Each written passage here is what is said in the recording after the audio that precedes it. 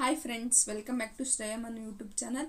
ನಾನಿವತ್ತು ಬೆಳ್ಳಿ ಬಟ್ಲಲ್ಲಿ ಮಕ್ಕಳಿಗೆ ಊಟ ಮಾಡಿಸೋದ್ರಿಂದ 5 ಬೆನಿಫಿಟ್ಸ್ನ ನಿಮ್ಮ ಜೊತೆ ಶೇರ್ ಮಾಡ್ಕೊಳ್ತಾ ಇದ್ದೀನಿ. ಬನ್ನಿ ಯಾವುದದು ಅಂತ ನೋಡೋಣ. ಮುಂಚೆ ಎಲ್ಲ ಅದೊಂದು ಪದ್ಧತಿಯಾಗಿತ್ತು. ಈಗ ಅದೊಂದು ಲಾಯಲಿಟಿ, ಲಕ್ಸುರಿಗೋಸ್ಕರ ಆ ಬಟ್ಲನ್ನ ಯೂಸ್ ಮಾಡಿಕೊಂಡು ಊಟ ಮಾಡಿಸ್ತಾರೆ ಮಕ್ಕಳಿಗೆ. ಅದರಿಂದ ಸೈಂಟಿಫಿಕ್ ರೀಸನ್ ಸಹ ಇದೆ, ಮತ್ತು ಆಯುರ್ವೇದಿಕಲ್ಲೂ ಸಹ ಹೇಳ್ತಾರೆ ಮಕ್ಕಳಿಗೆ ಬೆಳ್ಳಿ ಬಟ್ಲಲ್ಲಿ ಊಟ ಮಾಡಿಸ್ಬೇಕು ಅಂತ. ಬನ್ನಿ ಯಾವ್ಯಾವ ಆ ಬೆನಿಫಿಟ್ಸ್ ಅಂತ. ಮೊದಲನೇ ಬೆನಿಫಿಟ್ಸ್ ಏನು ಅಂತಂದರೆ, ಆ ಊಟ ಫ್ರೆಶ್ ಆಗಿಡೋದಕ್ಕೆ ಸಹಾಯ ಮಾಡುತ್ತೆ. ತುಂಬ ಹೊತ್ತು ಫ್ರೆಶ್ ಆಗಿರುತ್ತೆ ಬೆಳ್ಳಿ ಬಟ್ಲಲ್ಲಿ ತಿನ್ನಿಸೋದ್ರಿಂದ. ನಾವು ಮಕ್ಕಳಿಗೆ ಊಟ ಮಾಡಿಸ್ಬೇಕಾದ್ರೆ ಅವು ಬೇಗ ಊಟ ಮಾಡಲ್ಲ. 1 ಅವರ್, ಒಂದೊಂದು ಮಕ್ಕಳು 2 ಅವರ್ ಸಹ ತಗೊಳ್ತಾರೆ. ಬೆಳ್ಳಿ ಬಟ್ಲಲ್ಲಿ ಊಟ ಹಾಕ್ಕೊಂಡು ತಿನ್ನಿಸೋದ್ರಿಂದ ಅದು ಬೇಗ ಬಿಸಿನೂ ಇರುತ್ತೆ, ಮತ್ತು ಅದು ಫ್ರೆಶ್ ಆಗೂ ಸಹ ಇರುತ್ತೆ. ಮೈಕ್ರೋಬ್ಸ್ ಬೆಳೆಯೋಕ್ಕೆ ಬೆಳ್ಳಿ ಬಟ್ಲು ಬಿಡಲ್ಲ. ಸೆಕೆಂಡ್ ಬೆನಿಫಿಟ್ ಬಂದು ಮಕ್ಕಳಿಗೆ ಇಮ್ಯುನಿಟಿ ಪವರ್ ತುಂಬ ಚೆನ್ನಾಗಿರುತ್ತೆ. ಬೆಳ್ಳಿ ಬಟ್ಲಲ್ಲಿ ಊಟ ಮಾಡಿಸೋದ್ರಿಂದ ಇಮ್ಯುನಿಟಿ ಸಿಸ್ಟಮ್ ಚೆನ್ನಾಗಿ ಬೆಳವಣಿಗೆ ಆಗುತ್ತೆ. ಬಿಸಿ ಊಟ ಬೆಳ್ಳಿ ಬಟ್ಲಲ್ಲಿ ಹಾಕಿ ಮಕ್ಕಳಿಗೆ ತಿನ್ನಿಸೋದ್ರಿಂದ ಬೆಳ್ಳಿ ಅಂಶ ಸಹ ಊಟದಲ್ಲಿ ಸೇರಿಕೊಂಡು ಮಕ್ಕಳಿಗೆ ರೋಗ ನಿರೋಧಕ ಶಕ್ತಿನ ಇಂಪ್ರೂವ್ ಮಾಡುತ್ತೆ. ನೀವು ನೋಡಿರ್ಬೋದು, ಕಾಜು ಬರ್ಫಿ ಅಥವಾ ಬೇರೆ ಬೇರೆ ಸ್ವೀಟ್ಸ್, ಕಾಸ್ಟ್ಲಿ ಸ್ವೀಟ್ಸ್ ಮೇಲೆ ಸಿಲ್ವರ್ ಫಾಯಿಲ್ ಹಾಕಿರ್ತಾರೆ. ಅದು ರಿಯಲ್ ಸಿಲ್ವರ ಏನು ಅಂತ ಗೊತ್ತಿಲ್ಲ. ಚಿನ್ನ ಮತ್ತು ಅಥವಾ ಬೆಳ್ಳಿ ನಮ್ಮ ಊಟದಲ್ಲಿ ಸೇರೋದ್ರಿಂದ ತುಂಬ ಒಳ್ಳೆಯದೇ ಆಗುತ್ತೆ. ಬಟ್ಲಲ್ಲಿ ಯಾವುದೇ ರೀತಿ ಟಾಕ್ಸಿಕ್ ಕೆಮಿಕಲ್ಸ್ ಏನೂ ಇರೋದಿಲ್ಲ ಕಂಪೇರ್ ಟು ಪ್ಲಾಸ್ಟಿಕ್ನ ಬಳಸ್ಕೊಂಡ್ರೆ. ಪ್ಲಾಸ್ಟಿಕ್ ಬಳಕೆ ಅಂತೂ ಮಕ್ಕಳಿಗೆ ನೀವು ಮಾಡಲೇಬೇಡಿ. ಪ್ಲಾಸ್ಟಿಕ್ ಬೌಲ್ಸ್ ಮೇಲೆ ಪ್ರಿಂಟಿಂಗ್ಸ್ ಅದು ಇದು ಎಲ್ಲ ಬಂದಿರುತ್ತೆ. ಅದು ಮಕ್ಳಿಗೆ ಇಷ್ಟ ಅಂತ ಹೇಳ್ಬಿಟ್ಟು ನೀವು ತಂದು ತಿನ್ನಿಸೋದ್ರಿಂದ ಅದರಲ್ಲಿ ಟಾಕ್ಸಿಕ್ ಅಂತೂ ತುಂಬ ಅಂದರೆ ತುಂಬ ಇರುತ್ತೆ.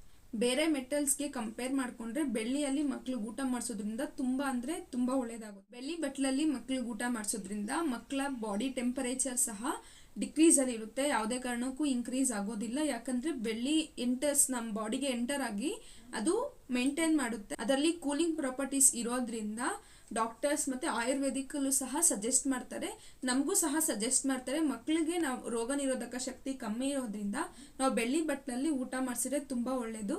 ಬೆಳ್ಳಿ ಬಟ್ಲಲ್ಲಿ ನಾವು ಆರೆಂಜ್ ಅಥವಾ ಸಿಟ್ರಸ್ ಫ್ರೂಟ್ಸ್ ಯಾವುದಾದ್ರೂ ಕೊಡ್ಬೋದು. ಅದರಿಂದ ಏನೂ ರಿಯಾಕ್ಟ್ ಆಗಲ್ಲ, ಅದೊಂದು ಮಿತ್ ಅಷ್ಟೇ. ಮತ್ತೊಂದು ಗಮನ ವಹಿಸ್ಬೇಕಾಗಿರೋ ವಿಷಯ ಏನು ಅಂತಂದರೆ, ಬೆಳ್ಳಿ ಬಟ್ಲಲ್ಲಿ ನಾವು ಮೊಟ್ಟೆ ಕೊಡಬಾರ್ದು, ಮತ್ತು ಸಲ್ಫರ್ ಯುಕ್ತ ಯಾವುದೇ ಆಹಾರನೂ ಕೊಡಬಾರ್ದು.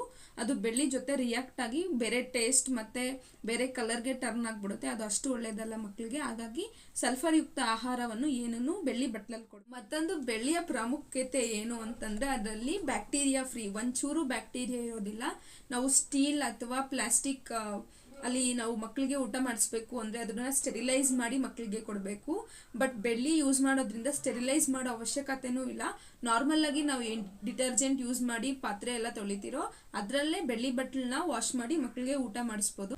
ಬೆಳ್ಳಿನ ವಾಶ್ ಮಾಡೋದು ಹೇಗೆ ಅಂತಂದರೆ, ನಾವು ಪದೇ ಪದೇ ಪಾಲಿಶಿಗೆ ಕಳಿಸೋ ಅವಶ್ಯಕತೆ ಇಲ್ಲ. ಮಕ್ಕಳಿಗೆ ಊಟ ಮಾಡಿಸೋ ಸ್ಪೂನ್ ಆಗಲಿ ಅಥವಾ ಬಟ್ಲಾಗಲಿ ನಾವು ಮಾಮೂಲಿಯಾಗಿ ನಾರ್ಮಲ್ ವಾಟರಲ್ಲಿ ವಾಶ್ ಮಾಡಿಕೊಂಡು ನಾರ್ಮಲ್ ಸೋಪ್ ಮತ್ತು ಡಿಟರ್ಜೆಂಟ್ ಅಥವಾ ಜೆಲ್ ಬರುತ್ತಲ್ವ, ವಿಮ್ ಜೆಲ್, ಅದರಲ್ಲಾದರೂ ವಾಶ್ ಮಾಡ್ಕೊಳ್ಬೋದು. ಅದನ್ನು ಪದೇ ಪದೇ ಪಾಲಿಶಿಗೆ ಕಳಿಸ್ಬೇಕು ಅನ್ನೋ ಅವಶ್ಯಕತೆ ಏನೂ ಇಲ್ಲ. ಮತ್ತು ಸ್ಟೆರಿಲೈಸ್ ಮಾಡೋ ಅವಶ್ಯಕತೆ ಅಂತೂ ಇಲ್ಲವೇ ಇಲ್ಲ.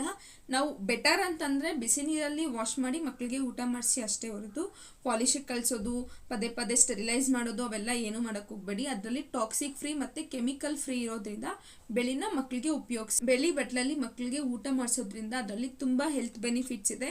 ಮತ್ತು ಆಯುರ್ವೇದಿಕಲ್ಲೂ ಸಹ ಹೇಳ್ತಾರೆ, ನೀವು ಟ್ರೈ ಮಾಡಿ ನೋಡಿ.